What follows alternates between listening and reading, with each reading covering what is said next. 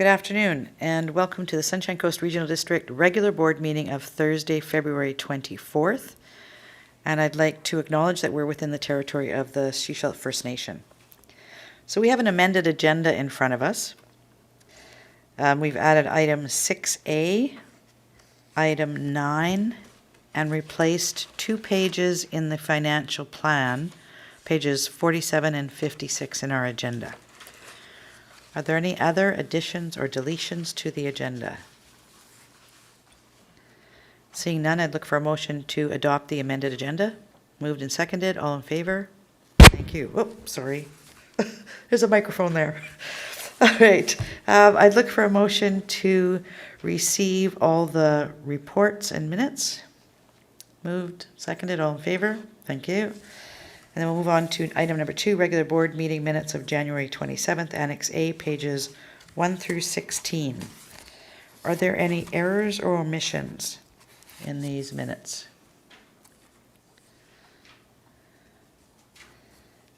Seeing none, I'd look for a motion to adopt. Moved and seconded. All in favor? Thank you. Any business arising from the minutes or unfinished business?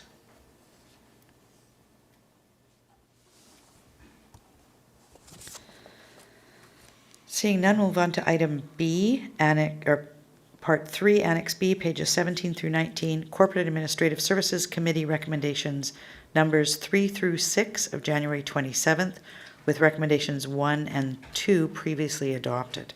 Are there any that anyone would like to have removed for separate consideration? Seeing none, I'd look for a motion to adopt as presented. Moved and seconded. All in favor? Thank you. I have to move my microphone over. There we go. All right. Moving on to Annex C, Infrastructure Service Committee recommendations numbers 1 through 6 of February 3rd, 2022.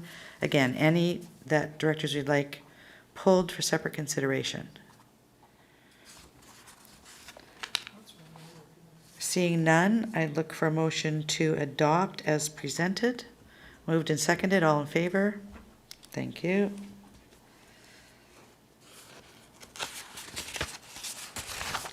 Moving on to Annex D, number 5, pages 23 through 27, Planning and Development Committee recommendations numbers 1 through 14 of February 17th, 2022. Again, any resolutions that directors would like removed for separate consideration? Seeing none, I'd look for a motion to adopt as presented. Moved, seconded. All in favor? Thank you.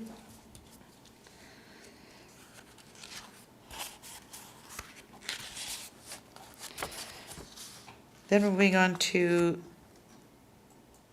Community Services Committee recommendations numbers 1 through 11 of February 17th, 2022, Annex E, pages 28 through 31. And again, any resolutions to be pulled for separate consideration? Seeing none, look for a motion to adopt. Moved, seconded. All in favor? Thank you. Then we have late item 6A. This is a Corporate Administrative Services Committee recommendation number 3 from this morning's meeting. I'd look for someone to move adoption. Corporate Officer, thank you. Thank you, Chair. Staff would like to request that we add recommendation number 4 from this morning's Corporate and Administrative Services Committee meeting for consideration today in advance of adoption of the financial plan, which is number 13 on the agenda. So the recommendation has been provided to directors electronically, but I'm also going to bring it up on my screen for the public's information and also for directors' consideration.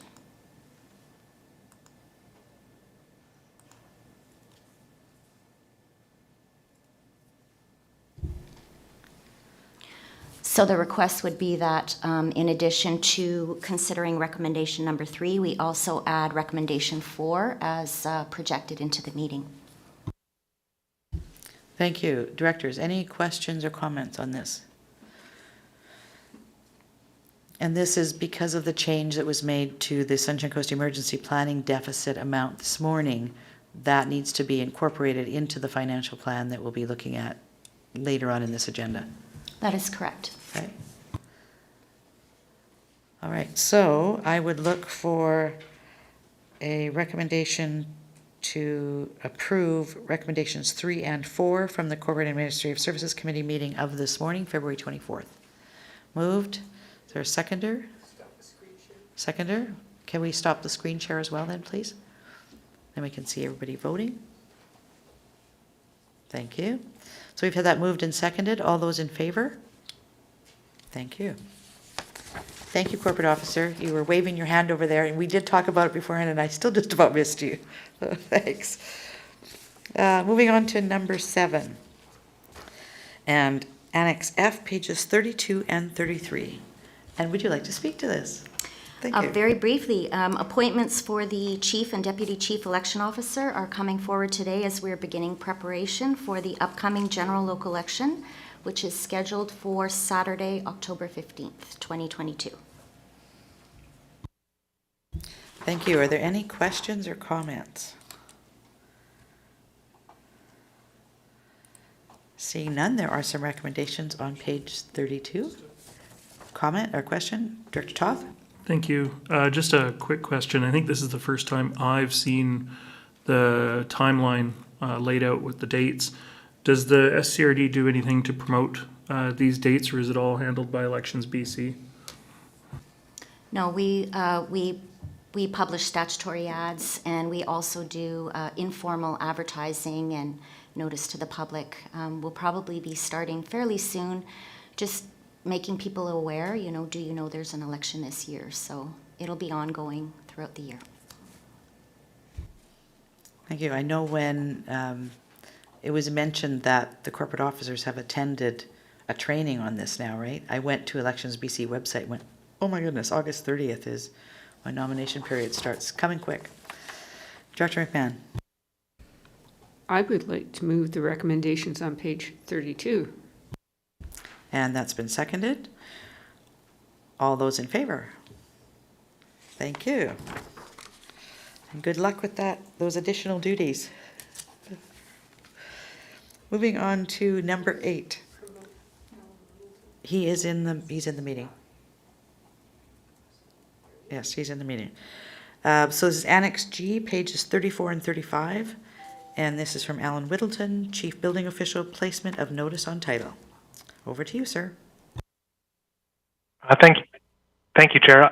I'll make a brief introduction here. Under Section 57 of the Community Charter, SCRD is enabled to recommend that notice be placed on title where a building official observes a condition that contravenes a regional district bylaw, usually our building bylaw or provincial regulation. And on this month's report, staff are bringing forward 2 properties for a recommendation of placement of notice on title. And we have our Chief Building Official, Alan Whittleton, here if there are questions from the board. Thank you. Thank you. And I believe we need to give the owners the opportunity to speak if they show up at the meeting. They've been invited. I don't see them in attendance. Directors, any questions on this report? Director Hiltz.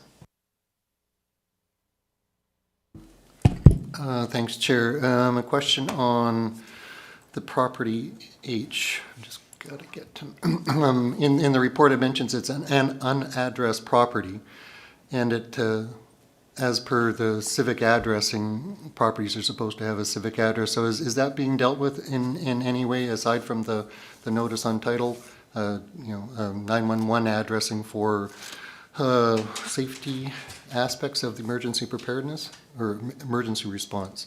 So what can be done about an unaddressed property? Thanks. Thank you for the question, Director. Yes, under our civic addressing bylaw, if someone is occupying or using a building, they should have an address. That assumes that they have followed the correct process to have approved development on that property. But as we follow our bylaw enforcement policy that seeks voluntary compliance, this will be one aspect of compliance that staff will follow up on. Thanks.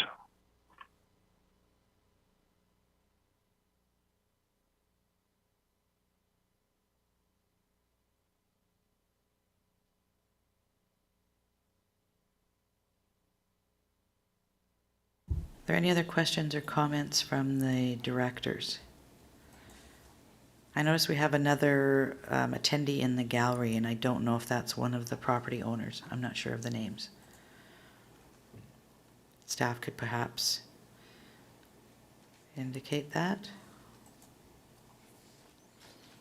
Because they don't necessarily need to request to be here, they just need to show up, right? And they have to give them an opportunity to speak. Okay, okay. It's not somebody from the community. Okay, perfect. All right, thank you. So, since the applicants aren't here, board, directors, what would you like to do? GM Hall? Thank you, Chair. I just note that the attendee list also shows a phone number.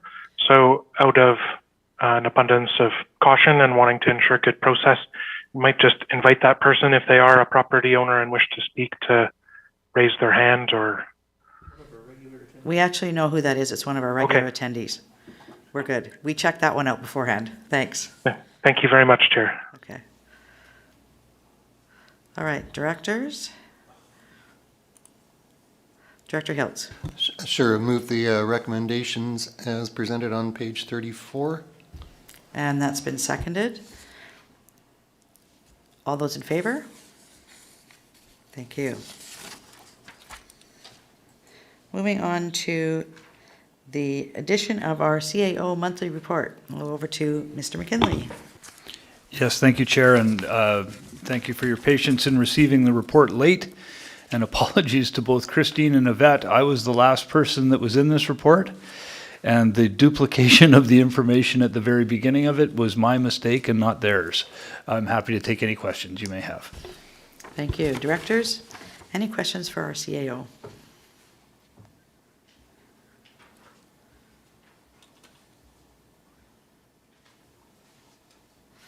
I note in here, and I know it's been advertised as well, that on Monday, March 7th, we'll be having a test alert of our emergency alert application. Look forward to seeing that. Have to make sure my phone is on at that time. Director Toth. Thank you. I only asked the question because it's, Church Road is mentioned in here. Everything is on track for the contractor to mobilize to start construction. I just haven't noticed anything in the area yet, but just wanted to check in. I'll, Remco, could you handle that one, please, sir? Thank you very much for the question. This morning we had our kickoff meeting with the contractor, and we are currently finalizing the schedule, and we hope to be able to announce a date for a groundbreaking ceremony next week. So yes, everything is still going well. And the March Infrastructure Services meeting agenda will contain a status update report as well. Thank you. Director McMahon?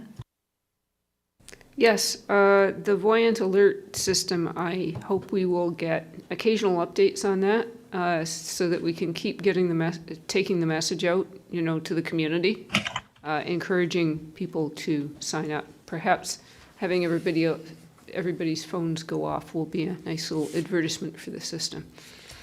Thanks. Thank you. Any other questions or comments about the CAO report? Director Hiltz. Yeah, thanks, Chair. Just a comment about the budget. CAO says attendance not as at the levels, but I would also note that looking at the views, I think in the one we're up to 100 views, so it's the gift that keeps giving, right? These recordings, so might not be at that time, but so it was. I think it's been a great session of information to the public, and yeah, thanks very much for staff for doing it. It's I feel more comfortable standing behind the budget when after this kind of presentations. So thank you. Thank you. Any other questions or comments about the CAO report? Seeing none, we're going to move on to bylaws. Item number 10 is Annex H, pages 36 through 38. This is the West Howe Sound Official Community Plan Amendment Bylaw number 640.5, 2021 for first and second readings Voting is electoral area directors, 1 vote each. So this is Sunshine Coast Regional District Bylaw number 640.5, a bylaw to amend the West Howe Sound Official Community Plan Bylaw number 640, 2011. I look for someone to move first reading. Moved, seconded, all in favor? Thank you. And then Sunshine Coast Regional District Bylaw number 640.5, a bylaw to amend the West Howe Sound Official Community Plan Bylaw number 640, 2011 for second reading. Moved, seconded, all in favor? Thank you very much.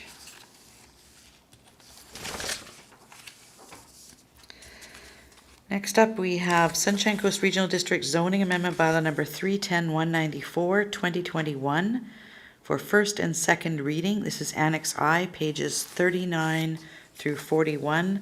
And again, voting electoral area directors, 1 vote each.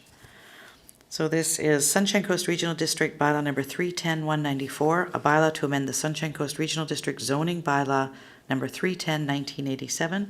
And look for someone for first reading. Moved, seconded, all in favor? Thank you. And then Sunshine Coast Regional District Bylaw number 310-194, a bylaw to amend the Sunshine Coast Regional District Zoning Bylaw number 310-1987, and someone to move second reading. Moved, seconded, all in favor? Thank you. Next up, we have Sunshine Coast Regional District Sewage Treatment Facilities Service Unit Amendment Bylaw number 428.24, 2022. It's Annex J, pages 42 to 43. It is here for first, second, third reading and adoption. Voting participants, weighted vote. A2, B2, D2, E2, and F2. So looking at first, second, third reading and adoption. Okay. So this is Sunshine Coast Regional District Bylaw number 428.24. It's a bylaw to amend Sunshine Coast Regional District Sewage Treatment Facilities Service Unit Bylaw number 428, 1996. And someone to move first reading. Moved, seconded, all in favor? Thank you. This is Sunshine Coast Regional District Bylaw number 428.1.24, a bylaw to amend Sunshine Coast Regional District Sewage Treatment Facilities Service Unit Bylaw number 428, 1996. And someone to move second reading. Moved, seconded, all those in favor? Thank you. And then Sunshine Coast Regional District Bylaw number 428.24, a bylaw to amend Sunshine Coast Regional District Sewage Treatment Facilities Service Unit Bylaw number 428, 1996, and someone to move third reading. Moved, seconded, all in favor? Thank you. And then for adoption, Sunshine Coast Regional District Bylaw number 428.24, a bylaw to amend Sunshine Coast Regional District Sewage Treatment Facilities Service Unit Bylaw number 428, 1996. Someone to move adoption. Moved, seconded, and then Director Toth, you have a question or comment? I do. It's just a question for my own knowledge or information. Through all of this, when we've been talking about the rates that we need to set and what have you, for each of the systems, we're talking the residential rates. The items numbers, 2, 3, and 4 on page 43, are those flat rates across all systems? I recognize that Sunnyside probably doesn't have a marina, but I just wanted to confirm that 2, 3, and 4 are set rates across all systems. Thank you. And staff?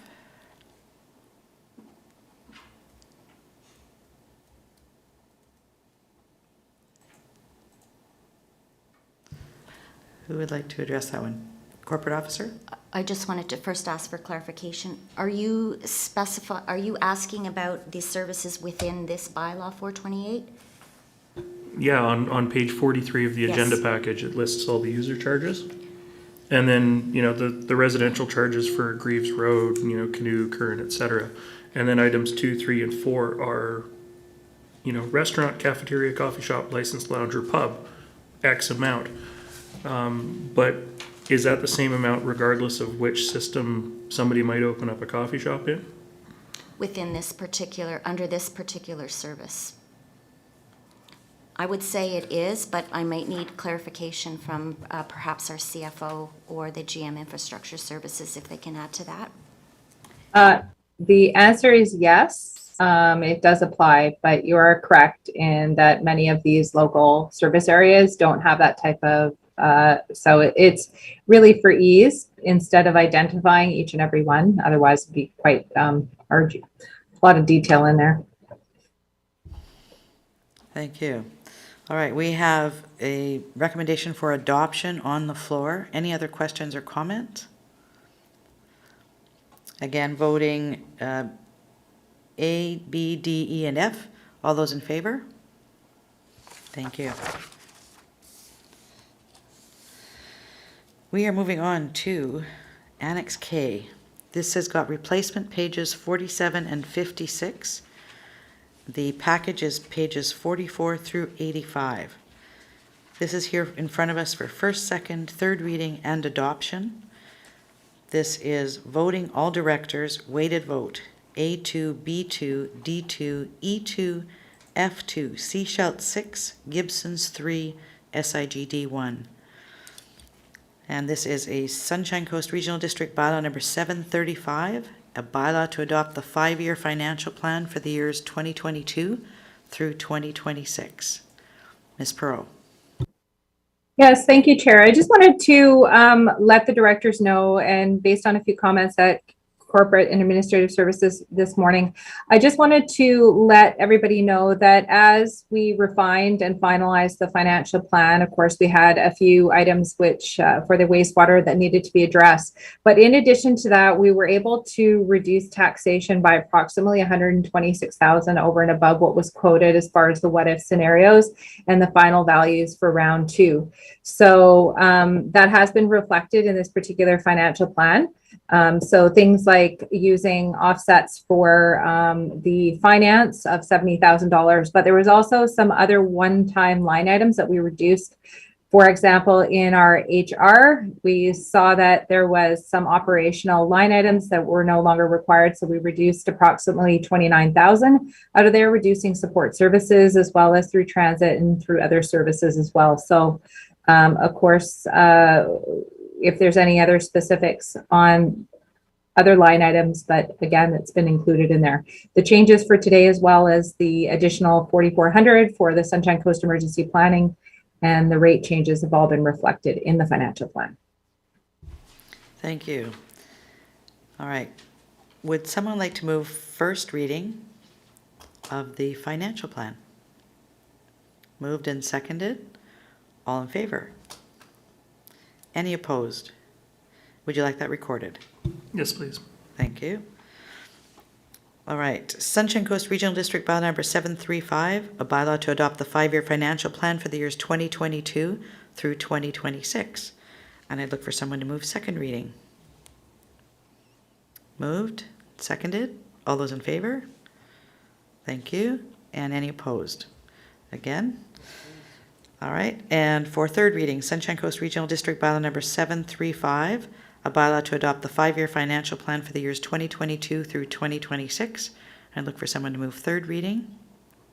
Moved, seconded, and then Director McMahon.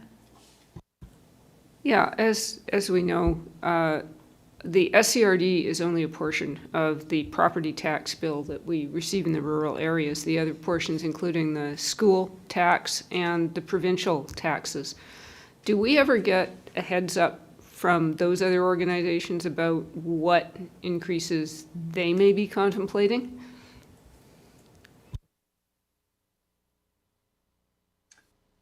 No.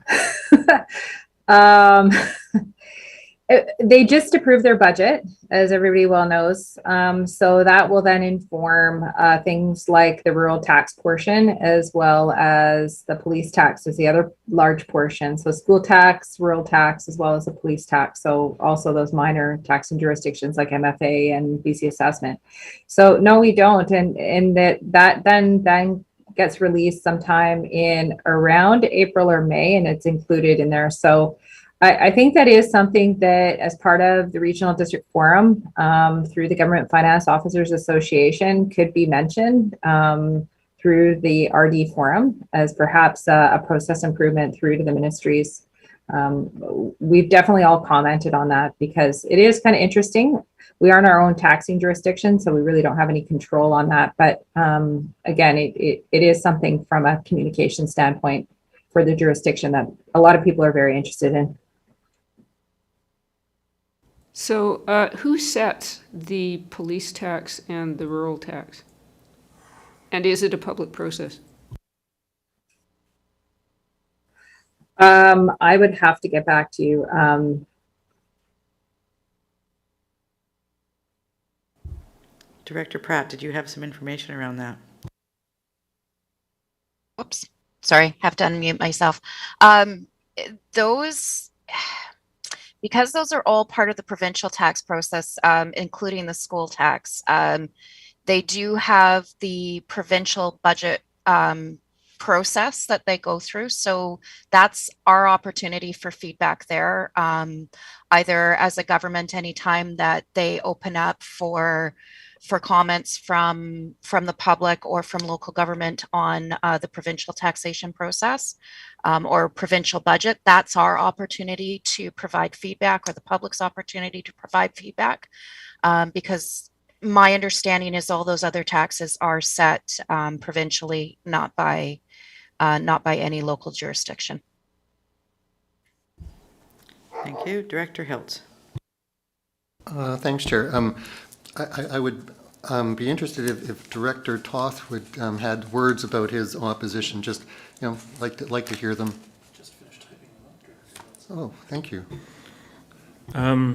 Thank you, Director Hiltz. I realized when I voted against it, I was like, I wonder if somebody's going to call on me to speak. So, I did vote against several of the items throughout the budget process. In addition, with the amendments to the agenda this afternoon and the late release of the budget book, I'm just not comfortable moving forward with this today, not knowing exactly how the District of Sechelt is affected. I do appreciate the work that staff and everyone have done through this process, and I'm generally supportive of the budget.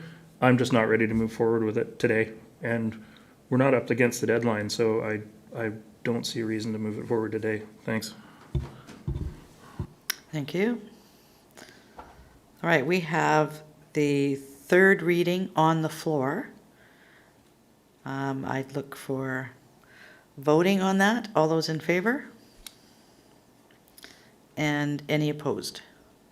Thank you. And you'd like that recorded? Thank you.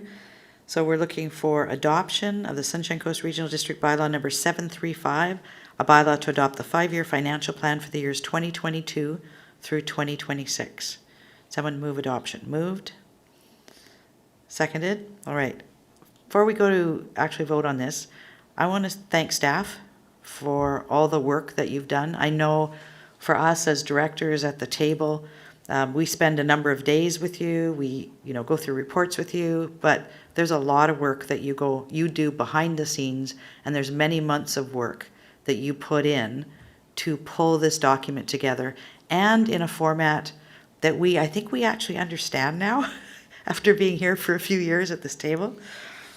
I also want to thank the directors, because last year was the first time that we as directors stepped up and did presentations. And I can tell you, I know it was last minute that some of us got the presentations, and I don't know about the rest of you, but I was a little nervous about doing that. But it meant that I actually had to do more in-depth work to really understand what I was talking about, which was a good thing. And I think this year it was more streamlined. It was a little easier to be out in front of that, but it takes something to put yourself out there when you know that there are people who aren't necessarily going to agree with a tax increase to do the work that they're asking us to do, really. So I just want to thank you for putting yourselves out there as well. Director McMahon. Yeah, I believe we have a budget debrief coming up, do we not? When is that? Because then we can, ask some more questions. Thank you. The report is scheduled for March. Thank you. Any other questions or comments before we vote on adoption of the financial plan? Seeing none, all those in favor? Thank you. Any opposed? Thank you. Again, thank you, staff. We are done with budget for now. Next up on our agenda is director's reports. So it sounds like that end of the table is not ready yet, so we'll start with this end of the table. Director Hiltz, and then Kroll, Toth, and then move our way down, and then we'll go to Director Pratt. Director Hiltz. Thanks, Chair. Sure, I'm ready. Where am I? Yeah, I guess it's been like 3 or 4 weeks since our last board. On this constituency front, there's just a few lingering questions about budget and kind of the intersection with Islands Trust. That's also separate jurisdictionals for taxation, providing links to reports and the YouTube videos where you can send that click and that link and take them directly to that spot is great. So been using that. Attended the West Howe Sound Community Association and graciously the Elphinstone Community Association invited me over to do a guest presentation on online searching for local government material, and I showed some of my favorite websites that I use. So that was an interesting thing. So thank you for that invitation from the Elphinstone Community Association. I think there's a Gibson's Library in there as well, and in terms of the Gibson's Library, the Holland Lands Committee from the town of Gibsons is in the final stages of putting together public display boards, which should be out in perhaps a couple of weeks into various venues in Gibsons for people to look at the plan. So I'll leave it there. Thank you. Thank you. Director Kroll. Thank you, Chair.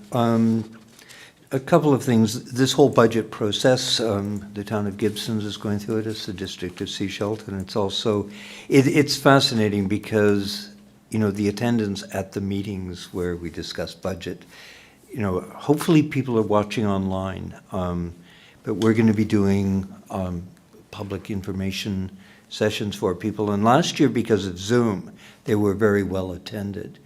We have the classic story that we all love to dine out in Gibsons was our first year with budget, and we had public information sessions, and we're sitting there in the evening waiting to do this presentation, and no one was there, and Mayor Beamish actually went out and grabbed some people off the street, dragged them in, and they very politely sat there for the hour presentation.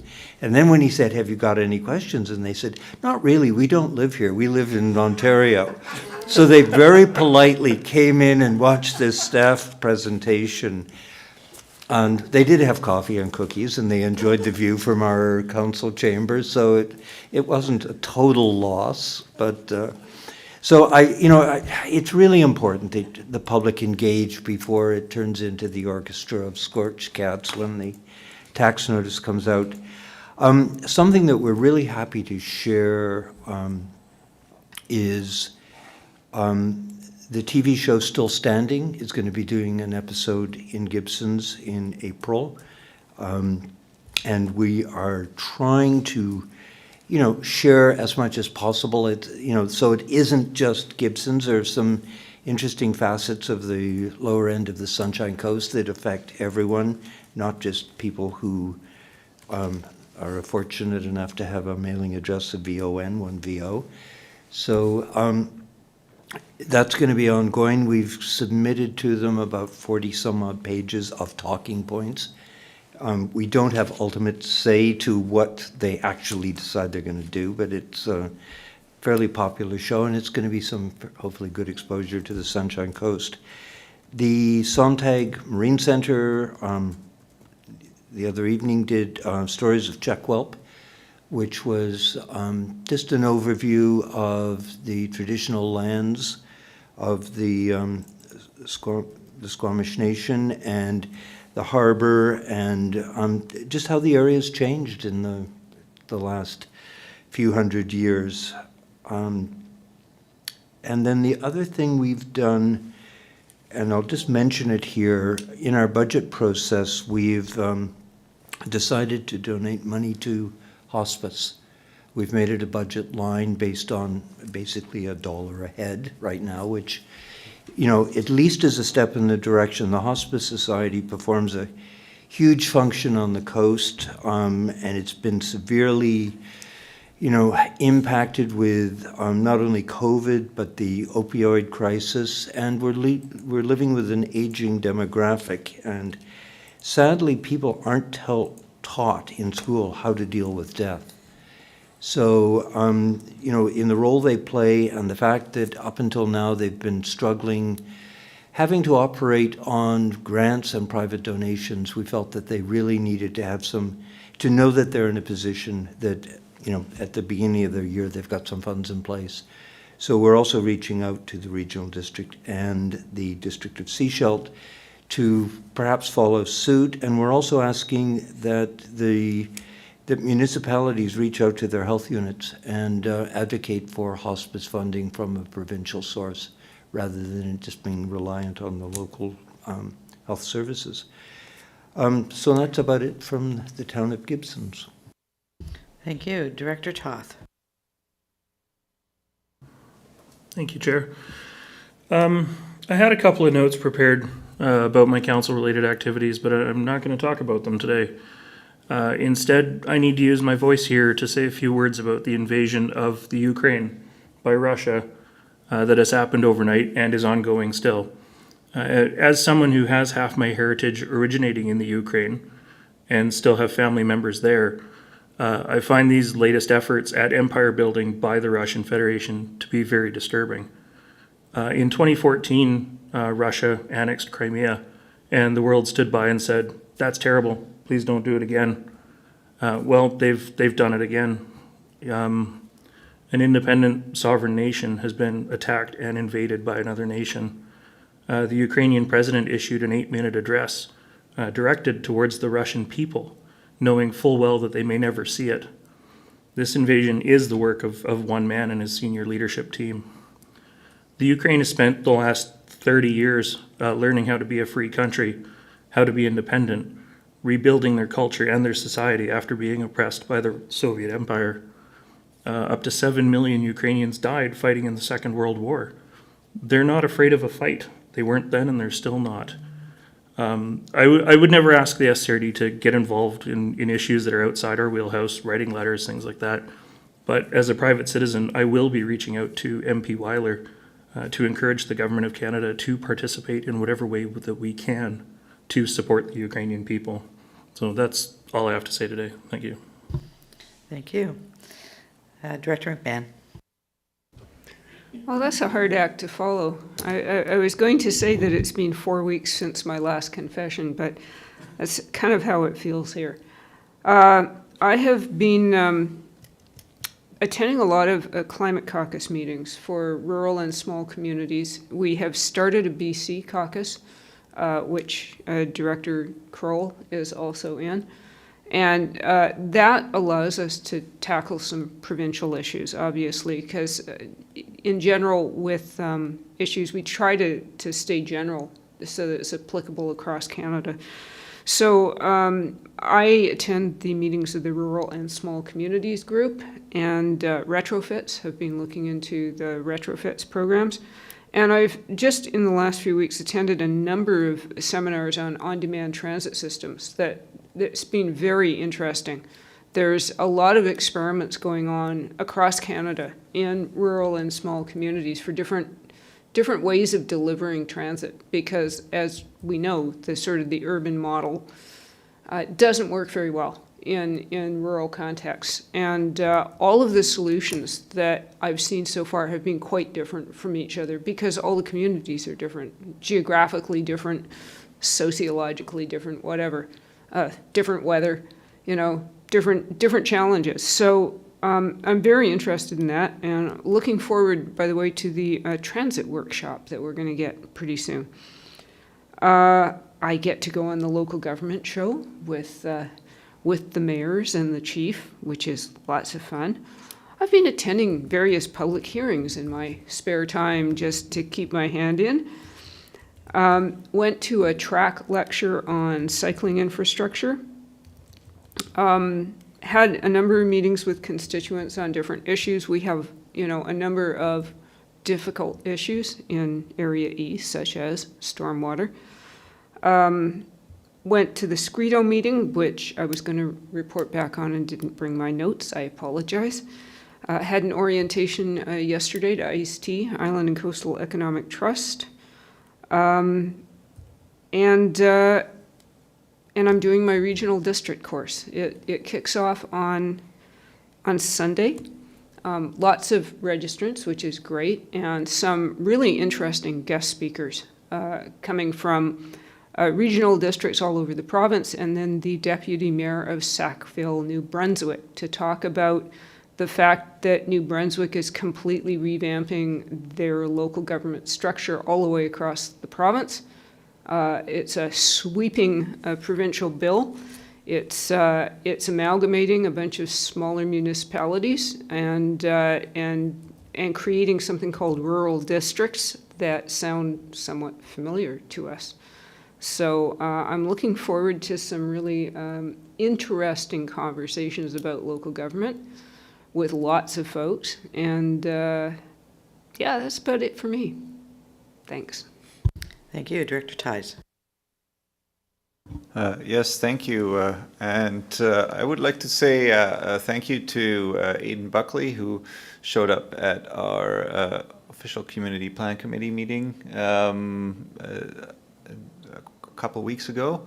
It was great to have him present our Bang the Table platform and ways to engage with the SCRD. And yeah, it's good to have him out there. I'd also like to thank everybody that showed up for the public information meeting for 1220 Lockyer. 85 participants, I believe. Would have been difficult to do in pre-Zoom times. Other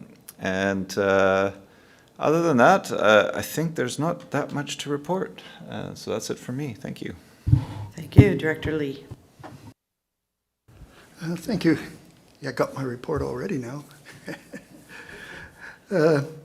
Actually, I've been surprisingly busy.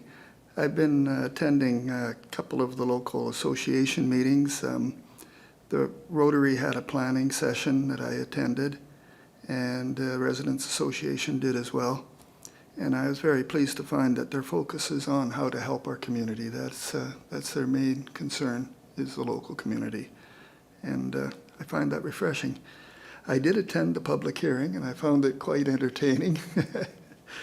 I've been getting lots of questions about Lily Lake Place, whether it's affordable, whether it's supportive. But in fact, I'm just very happy it's going ahead, and there's 14 units of supportive housing that are going to be available in Pender Harbor. And now I'm getting the odd comment about the noise of the building. Again, good news as far as I can see.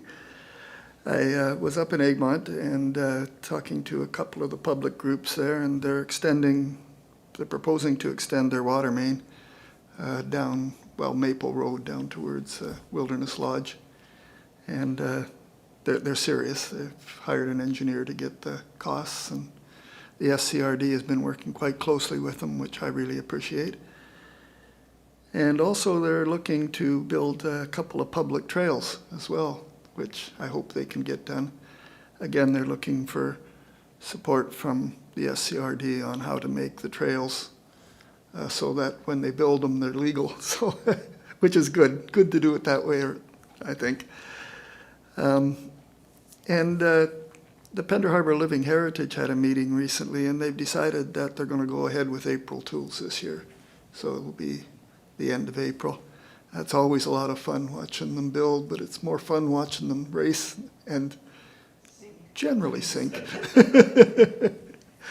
And there's going to be a May Day in Pender this year. The younger people with the kids in school have organized it and said they're going to have one. So it's going ahead. And I don't know if you had a chance to read about Rick Crook's boat building course in the Coast Reporter. If you get a chance, read it. I was up looking at it. He's building a cedar strip canoe there with five people from Roberts Creek. They're coming up to Pender and building this very, very great cedar strip canoe. So that's happenings in Pender and Egmont. Thank you. Thank you. Director Pratt. Thank you. So I will start with the public hearing on February 8th for Reed Road. That went very smoothly, and it was planner Nick Cope's first public hearing, and he did very, very well.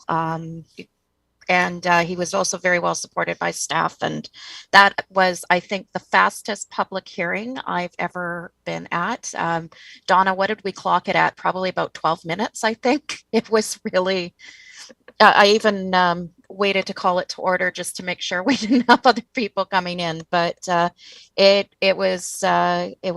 went nice and smoothly, which was fantastic, and plenty of opportunity for everyone to be heard. Other things that have been going on, of course, APC earlier this week for Area B. I'd like to congratulate my new chair, Kelsey Oxley, which is fantastic. She's been on the APC for, I think, about a year or so. And so she stepped up as chair, which is great. And attended Seashell Library Board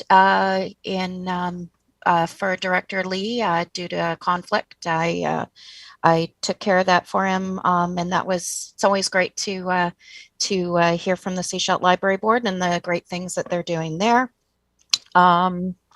Ferry Advisory Committee. There's a couple of interesting developments with the ferry.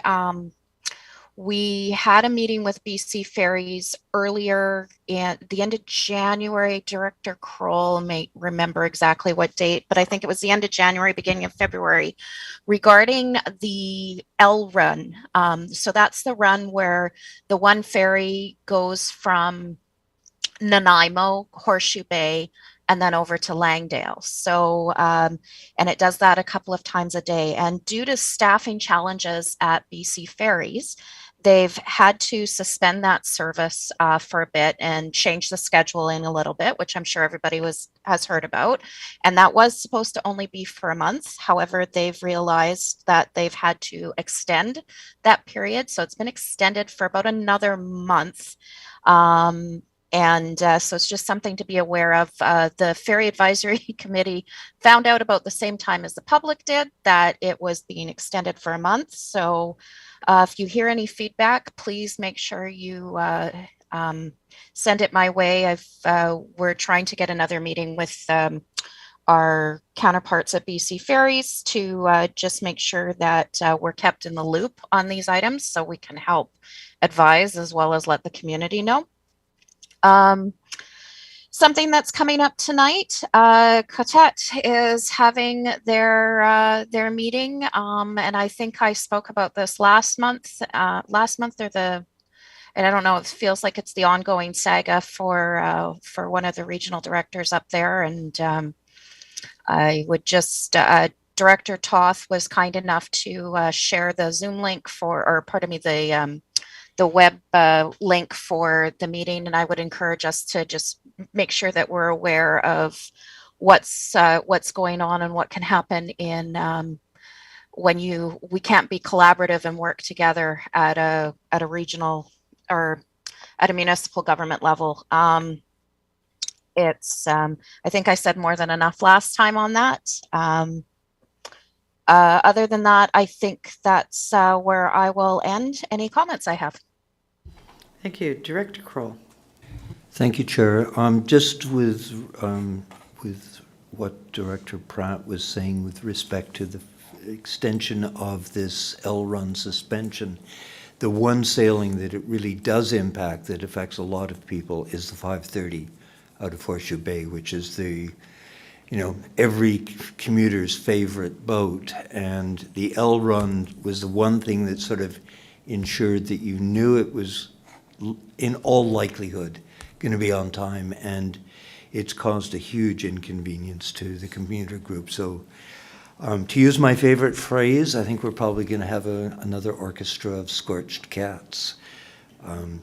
And as Director Pratt mentioned, we talked to the Ferry Corporation, but they're obviously having some issues that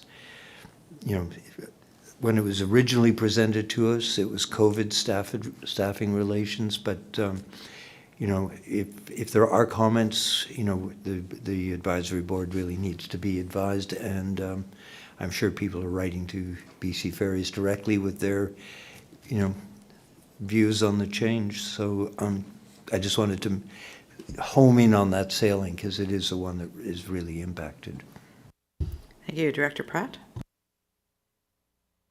Thank you. And that reminded me of something else regarding sailings and the Ferry Advisory Committee. If there's issues that we see on other routes, because we do have a number of people that live in our area that also need to get over to Vancouver Island. And one of the popular routes that they choose to do is going up through Powell River and taking the Comox run. And I've done this run myself. But they've changed the time on that route as well. And that affects a number of people, fishermen or anybody who fishes in particular, especially if they're keeping their boat up in Port Hardy. This was a boat, and being able to make it up to Port Hardy in one day and being able to hit a fishing opening time. So if there are issues on other routes that you do that you do hear about or become aware of, please let the Ferry Advisory Committee know, because we can still advocate even for routes that aren't our Langdale Horseshoe Bay one. Thank you. Thank you. All right, I'm just going to mention a few things. I was away on vacation, as most of you know. I got back this past weekend. It was fabulous. It was hot. I'm finding it really cold here right now. But things that are happening in Sechelt, as some of you are aware, we are doing some public consultation around short-term rental bylaw. We don't have one right now. We actually have a schedule in our fees and services bylaw, so we don't have a bylaw that deals with short-term rentals, and we're looking to get one in place. So there are public information consultation sessions happening. There was one yesterday, 2 today. I think there's another one in the next couple of days. And anybody's welcome to join. They're very well done. We've had some really good feedback on the one I attended, and I heard from our Director of Planning that today's was really well attended as well. We had a meeting with the Sechelt Community Association Forum, which is it's members from each of the community associations who come together, and then they meet with council. We're meeting every 2 to 3 months. They wanted to talk to us about short-term rentals, so that was the other night. I attended the Downtown Business Association AGM last night, and it's really interesting, all of the events that they're up to. I missed the hot chocolate event that they had recently. I don't know how well it was advertised, but I guess they had 10 restaurants in the downtown Sechelt who all provided hot chocolate. And I heard some of the offerings were really good. I'm sorry I missed that. But they've got all kinds of events coming up. They've got their year planned out. A new president has been appointed. That's Scarlett Osborne from El Segundo is the new president of the Sechelt Downtown Business Association. So looking forward to working with them again this year. Our Ops Center for the Public Works and Park staff will have a sod turning coming up. So watch for that. Come and check that out. This evening, Director McMahon and I will be attending with, I think, Mayor Beamish, the budget session with our MP, Patrick Weiler. So that's from 5 till 7 tonight. It is open to the public, so if you're interested, I know that he has put it out on Facebook, and the information is available if you want to attend. And I'm going to mention one final thing. Sunshine Coast is going to be sponsored or featured, I guess, on a half-hour show put on by the Travel Guys. I guess they're in their 20th year with half-hour travel shows. They're going to be coming to the Sunshine Coast beginning of March. We'll be traveling up and down for a few days and doing some filming. They've asked me to be in somewhere. I don't know what I'm going to do yet, so I'm anxious to see what that looks like. It should be fun. That's it. That's all I've got. Any further items that anybody missed that they wanted to bring forward? Seeing none, we will move on to, we have no new business. We will be going in camera. And so I'd look for a motion that the public be excluded from attendance of the meeting in accordance with section 91A, K, M, G, and 2B of the community charter. And would someone like to make that recommendation? Moved, seconded, all those in favor? Thank you. And before we do that, we will go and see if there are any questions from our gallery. Yes, Val?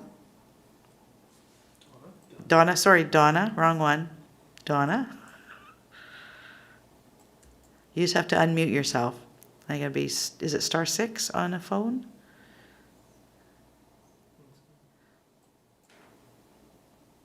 There we go, I'm unmuted. Thank you. Yeah, I thought I was happy to make a comment. I had a question. I got very balled up and thought there was an SCRD board meeting on the 17th.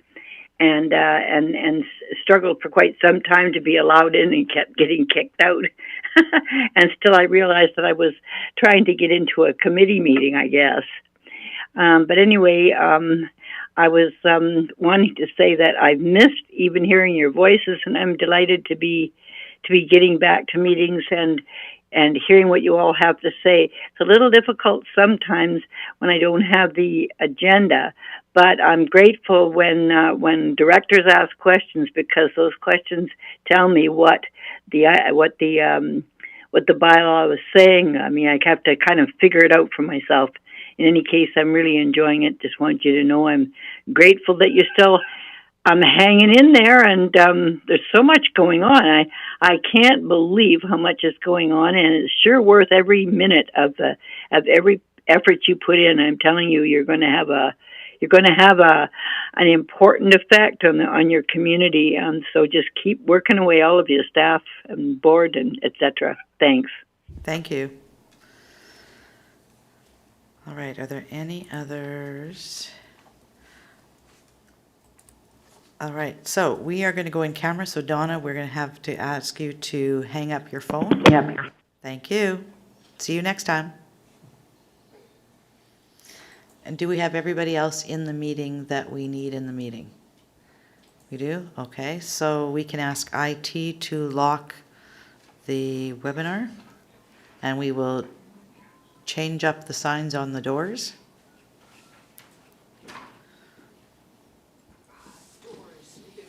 I just need to secure my space. I'll be right back. Thank you.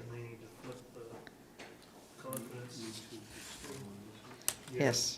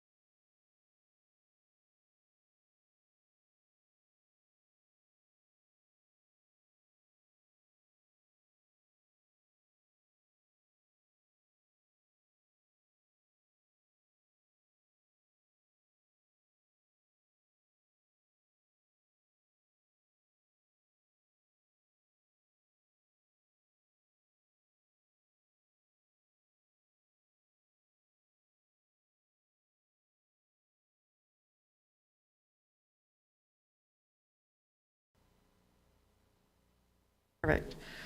We are live. We are back in the board meeting of the Sunshine Coast Regional District of Thursday, February 24th, and we are looking for a motion to adjourn the meeting. Moved, seconded, all in favor? Thank you. All right, we have we have nobody left as an attendee, so thank you all, and good evening, good afternoon, good evening. Have a good night.